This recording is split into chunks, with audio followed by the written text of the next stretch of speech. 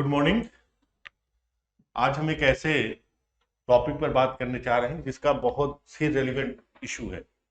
Relevant इसलिए issue है कि मेरे पास बार बार ये फोन आ रहा है कि यूपी पीसीएस का जो एग्जाम हुआ और जिसकी ऑफिशियल आंसर की भी आ चुकी, तो यूपी पीसीएस जे का जो एग्जाम हुआ उसकी जो ऑफिशियल आंसर की आने के बाद लोगों के स्कोर क्या हैं और एक्सपेक्टेड कट ऑफ मार्क्स कितना होगा, कितना कट ऑफ मार्क जाएगा, स्टूडेंट बहुत ज्यादा डाउट में है।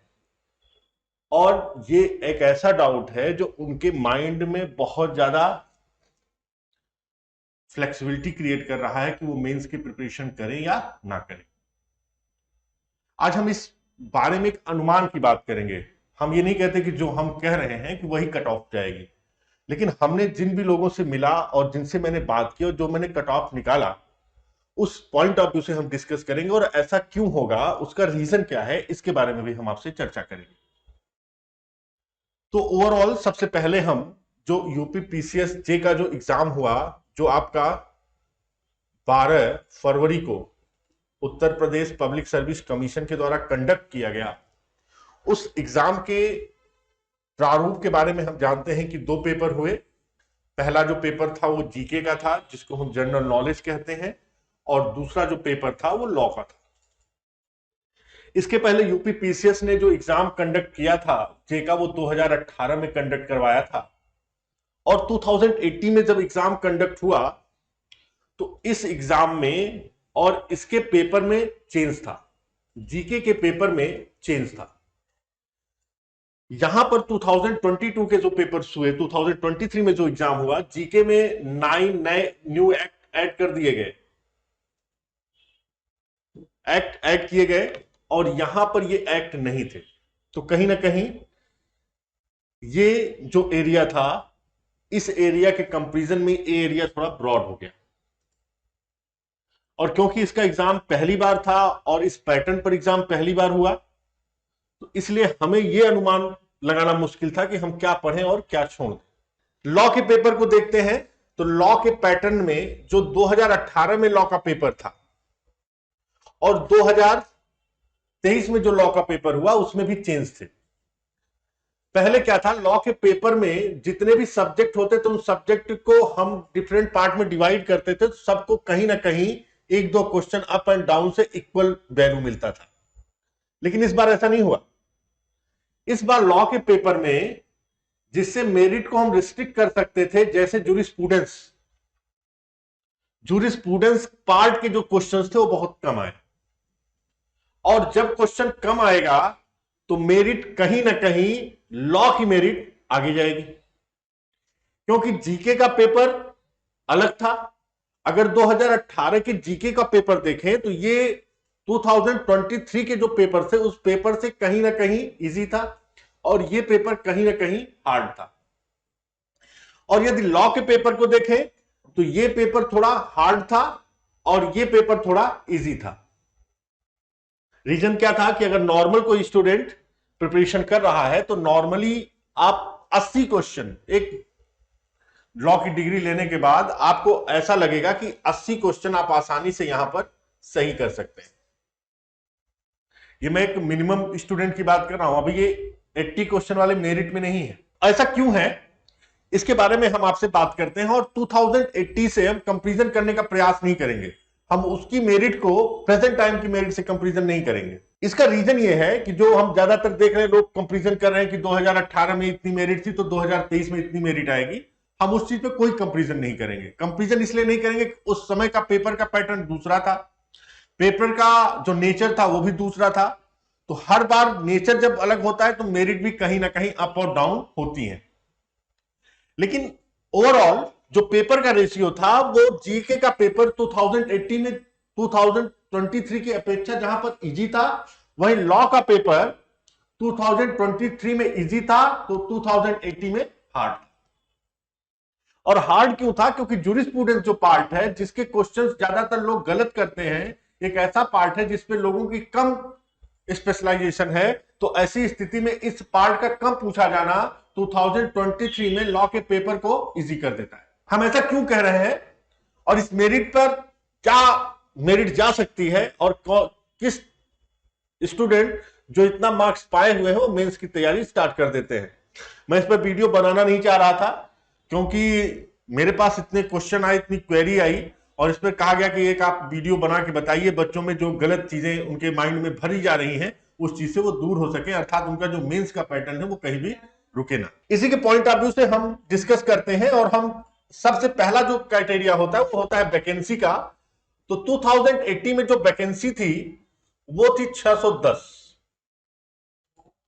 और 2023 में जो हमने एग्जाम दिया इसमें जो वैकेंसी है ये वैकेंसी आपकी है 303 और 210 का मल्टीप्लाई 10 और इसका भी हम मल्टीप्लाई 10 करते हैं। तो यहां पर आप 6000 लगभग 7,500 स्टूडेंट आप क्वालिफाई करा रहे थे और यहां पर आप क्वालिफाई कितना करा रहे हैं, ओनली 3000 या 3100, 3100 स्टूडेंट। तो ओवरऑल एक चीज आपके माइंड में क्लियर है कि मेरिट कहीं पर भी 2018 के इक्विवेलेंट नहीं जाएगी। जो भी ऐसा सोच रहे हैं वो बिल्कुल कि इक्विवेलेंट जाएगी 2018 के, तो ऐसा बिल्कुल भी नहीं होगा क्योंकि नंबर ऑफ वैकेंसी जो है वो 2018 में अपेक्षा 2023 में कम है। दूसरा रीजन ये है कि 2018 में जो स्टूडेंट जो पार्टिसिपेशन था वो जहां पर टोटल जो फॉर्म की संख्या थी वो लगभग 60,000 थी, लेकिन प्रेजेंट टाइम में जो फॉर्म की संख्या थी वो लगभग 80,000 थी। पार्टिसिपेशन कितना हुआ ये बात की बात है, लगभग 50,000 हम दोनों में मान लेते हैं। लेकिन 4 साल का गैप, 4 साल के बाद कोई वैकेंसी आ रही है तो तैयारी का जो प्रिपरेशन का लेवल था वो कहीं ना कहीं हाई होगा। इसलिए हम ये कहना कि मेरिट 2080 के इक्विवेलेंट जाएगी ऐसा संभव नहीं है। पेपर भी रेशियो था। हमने एक लेमैन की तरह हमने एक जर्नल मार्किंग करने का प्रयास किया, हम जर्नल पॉइंट ऑफ व्यू से सोचने का प्रयास किया। हमने दोनों पार्ट को 2 पार्टों में डिवाइड कर दिया, एक को जीके में और दूसरे को लॉ में। अगर हम जर्नल स्टूडेंट हैं, हम बहुत ज्यादा स्पेशलाइजेशन नहीं है जीके में हमारा, तो हम मान लेते हैं कि 30 से 35 क्वेश्चन जनरल स्टूडेंट सही कर रहा है क्योंकि जीके का पेपर हार्ड था, निगेटिव मार्किंग था, उसने अटेम्प्ट करने की ज्यादा प्रयास किए तो गलत हो गया। तो हमने एवरेज के तौर पर 30 से 35 क्वेश्चन मैंने मार लिए।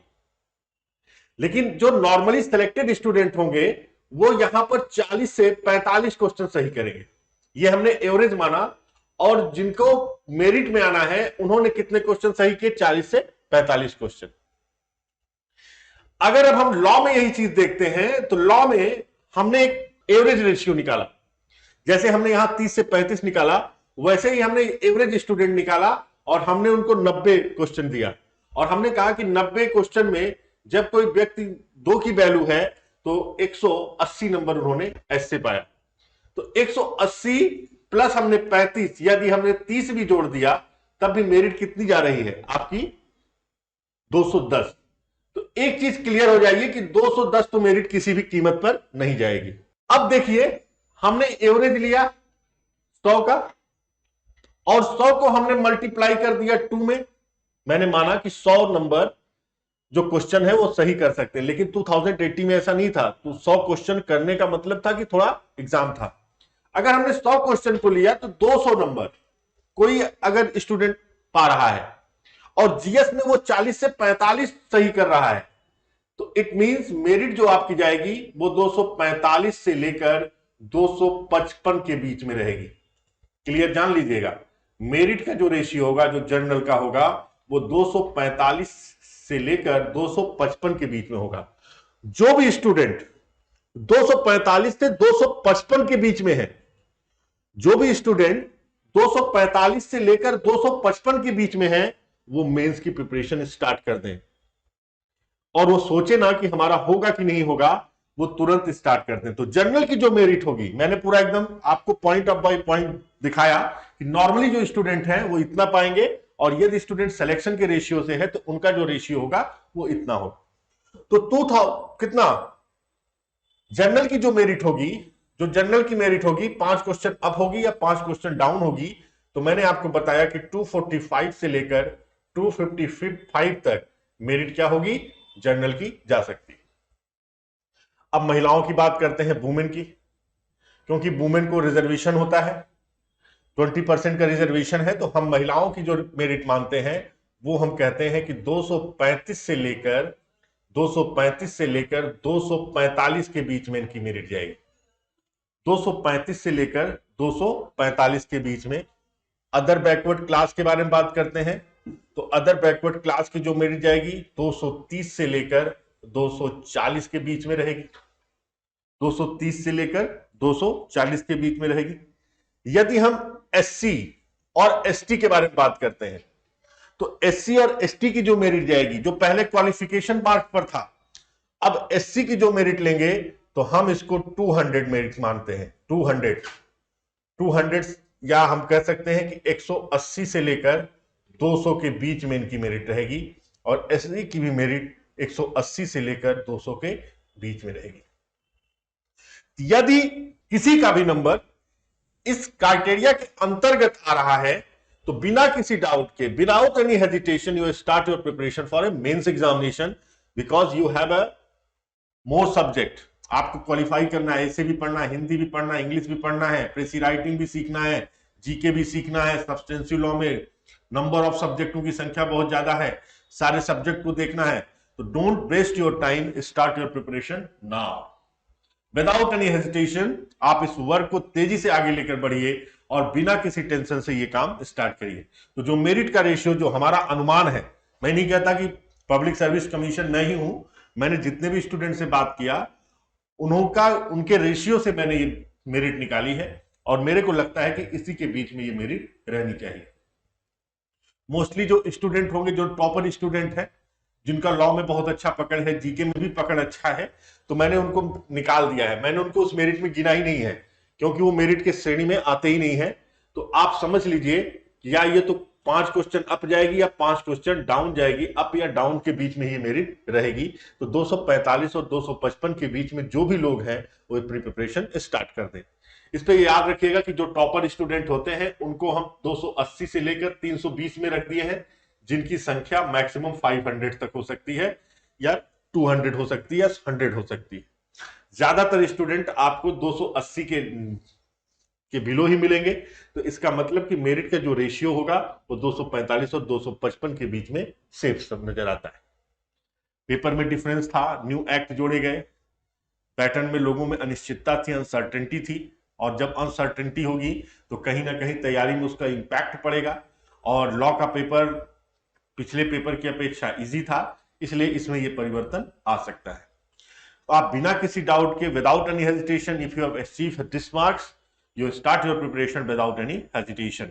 आप स्टार्ट कर सकते हैं, आप उसको रोक नहीं सकते। ये मैंने इसलिए किया क्योंकि बहुत ज्यादा क्वेरी हो रही थी, बहुत ज्यादा प्रॉब्लम थी, क्योंकि यूट्यूब पर बहुत सी चीजें आ रही हैं, बहुत से लोग बहुत ज्यादा मेरिट बता रहे हैं। तो बच्चों में एक डाउट है कि भाई हम 280 भी सही किए हैं तब भी मेरा होगा कि नहीं होगा। तो ऐसा नहीं है, आप तैयारी स्टार्ट रखिए। यदि आप इस नंबर के बीच में हैं तो कहीं ना कहीं आप सिलेक्शन की रेस में आ गए। ठीक है, तो इतना ही। Thank you.